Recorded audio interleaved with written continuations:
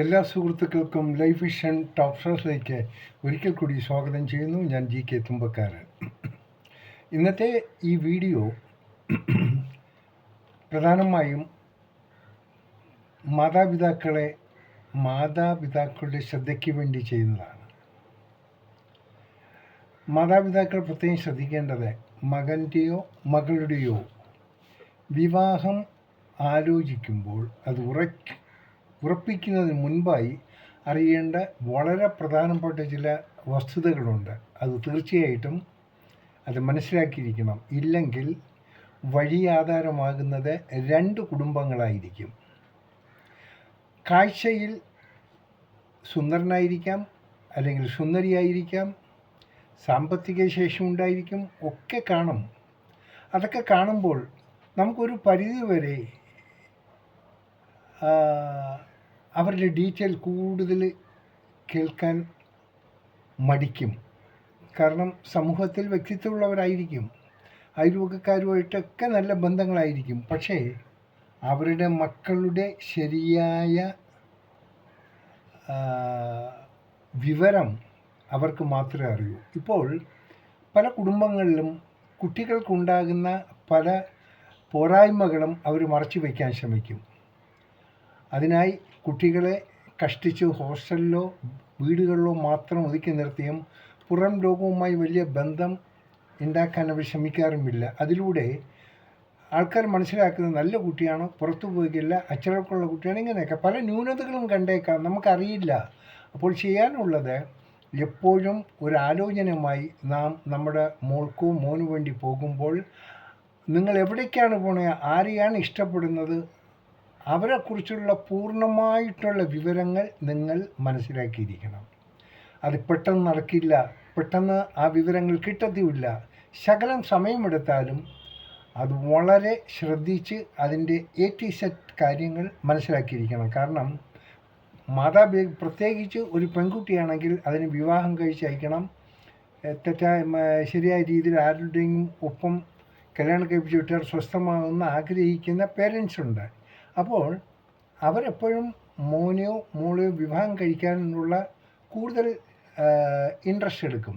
എന്നാൽ അവരിലുള്ള ആ മോനിലോ മോളിലുള്ള മകനോ മകൾക്കോ ഉണ്ടാകുന്ന ബുദ്ധിമുട്ടുകൾ എന്താണ്? ഒരുപക്ഷെ മാനസികമായിട്ട് എന്തെങ്കിലും ബുദ്ധിമുട്ടായിരിക്കും, അല്ലെങ്കിൽ കേൾവിക്കുറവുണ്ടായിരിക്കും, അല്ലെങ്കിൽ കാഴ്ചക്കുറവുണ്ടായിരിക്കും, എന്തെങ്കിലുമൊക്കെ വൈകല്യങ്ങൾ, അക്സ്പീരിയൻസ് ആകാത്ത രീതിയിലുള്ള വൈകല്യങ്ങളുണ്ടാകും. ഒന്ന് മനസ്സിലാക്കുക, ഇന്ന് ഈ ലോകത്ത് അംഗവൈകല്യങ്ങൾ ഉള്ളവരെയും കല്യാണം കഴിക്കാൻ സന്നദ്ധരായ സ്ത്രീയുമുണ്ട്, പുരുഷന്മാരുമുണ്ട്. അങ്ങനെയും ഇന്ന് ലോകത്തുണ്ട്. അപ്പോൾ അങ്ങനെ ഉള്ളപ്പോൾ നമ്മളൊന്നും മറച്ചു വയ്ക്കേണ്ട കാര്യമില്ല. അത് വളരെ ശ്രദ്ധിക്കേണ്ട ഒരു കാര്യമാണ്.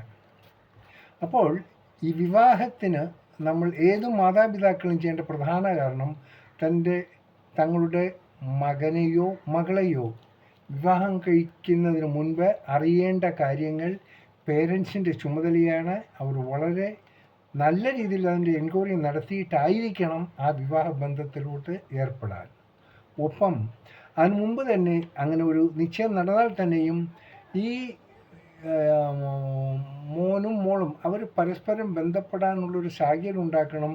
അവരുടെയൊക്കെ ഏതാണ്ട് കാര്യങ്ങൾ പരസ്പരം അങ്ങോട്ട് കൈമാറിയെങ്കിൽ വിവാഹശേഷം അവർക്ക് ബുദ്ധിമുട്ട് അനുഭവിക്കേണ്ടി വരും. അതും പേരൻസ് ശ്രദ്ധിക്കേണ്ട ഒരു കാര്യമാണ്. കാരണം ഇപ്പോൾ ഏതാണ്ട് എല്ലാ രീതിയിലും എല്ലാം സുഗമമായി നടത്തുന്ന വിവാഹം പോലും ചിലപ്പോൾ പാകപ്പിഴകൾ സംഭവിക്കാറുണ്ട്. ഇനി സ്നേഹിച്ച് കല്യാണം കഴിക്കുന്ന മോനോ മോളോ കാണും. അവരോട് നിങ്ങൾ ചെയ്യേണ്ടത് പ്രധാനമായും അവരുടെ ഇഷ്ടം, അവർക്ക് സ്വാതന്ത്ര്യമുണ്ട്, അവർക്ക് ഇഷ്ടമുള്ളവരെ തിരഞ്ഞെടുക്കാം. അത് പാരൻസിൻ്റെ അതിൻ്റെ ആവശ്യമില്ലെന്ന് ധരിക്കുന്ന കുട്ടികളുണ്ട്. അങ്ങനെയുള്ളവർ കല്യാണം കഴിച്ചാലും അത് നിങ്ങളുടെ കുട്ടികളാണ്. ബട്ട് കഴിയുന്നതും ആ കുട്ടികളെ നിങ്ങളോടൊപ്പം താമസിപ്പിക്കാതെ അവർ പ്രത്യേകം മാറി ഒരു ലൈഫ് സ്റ്റാർട്ടപ്പ് ചെയ്യാനുള്ള സംവിധാനം പേരൻസ് ഉണ്ടാക്കി കൊടുക്കണം. കാരണം മാറി നിന്നെങ്കിൽ മാത്രമേ മാതാപിതാക്കളുടെ വിലയറിയൂ. മാതാപിതാക്കളുടെ ഒപ്പം നിന്ന് കഴിഞ്ഞാൽ അവർക്കൊരിക്കലും മാതാപിതാക്കളുടെ ആ ബുദ്ധിമുട്ടുകൾ മനസ്സിലാകില്ല. കാരണം അമ്മ ഉണ്ടാക്കുന്ന ആഹാരം മക്കളെ തീറ്റിപ്പിക്കാൻ അമ്മ ശ്രദ്ധിക്കും.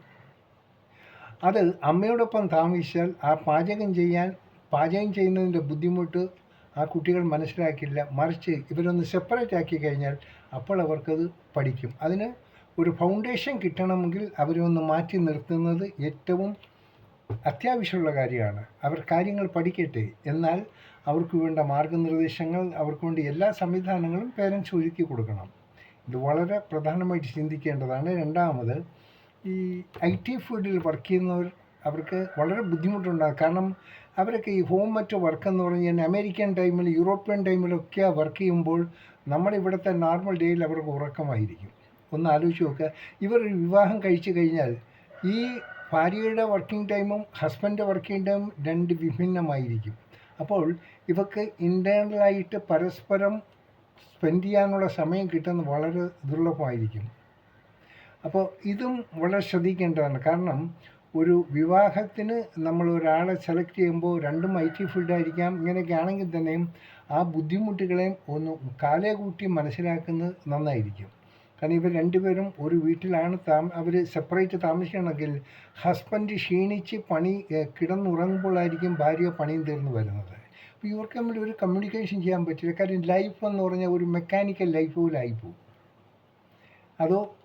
അതുകൊണ്ട് വിവാഹം ചെയ്യുമ്പോൾ എപ്പോഴും രണ്ടുപേരും ഒരേ ഫീൽഡിൽ നിന്നുണ്ടാകുന്നത് യോജ്യമാണോ, അതൊക്കെ ആണെങ്കിൽ ഒന്ന് ചിന്തിക്കണം. അതുകൊണ്ട് ഈ വിവാഹം കഴിക്കുന്നവർ ശരിക്കും ഒന്ന് ആലോചിച്ച് തന്നെ ആയിരിക്കണം ഓരോ തീരുമാനങ്ങളും എടുക്കേണ്ടത്.